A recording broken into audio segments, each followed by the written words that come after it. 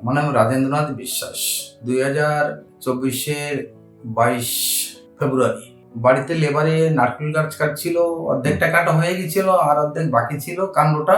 তখনই ওই গাছটা ওরা কাটছিল, মানে আমার বাবা পায়ের থাইতে পড়ে আমি অজ্ঞান হয়ে যাই। সেটা আমার জানা নেই যে কোন ভাবে পড়েছে, কি করেছে। তারপর আমাকে হসপিটালে নিয়ে যায়, কৃষ্ণনগর হসপিটাল। ওইখান থেকে রেফার করে দিল কলকাতা বলে। তাই এখানে অপারেশন হয়েছে স্পন্দনে।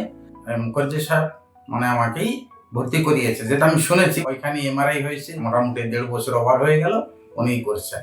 এখন যে কন্ডিশনে ছিলাম তার থেকে 90%ই ভালো আছি। হাঁটাচলাও করতে পারি, প্লাস 1 ঘন্টা পর্যন্ত হাঁটতেও পারি। কিন্তু ওই আগের যেটা নর্মাল ভাবটা ছিল, এখনো আমার বাবাটা ওই ভাবটা হয়নি। একটু ভয় আসে। তার ডক্টর সাহেব আজকেও বললেন যে ওটা একটা মনের ভয়, তুমি যেভাবে হোক চলতে থাকবে, তোমার হাড় জোড়া লেগে গেছে।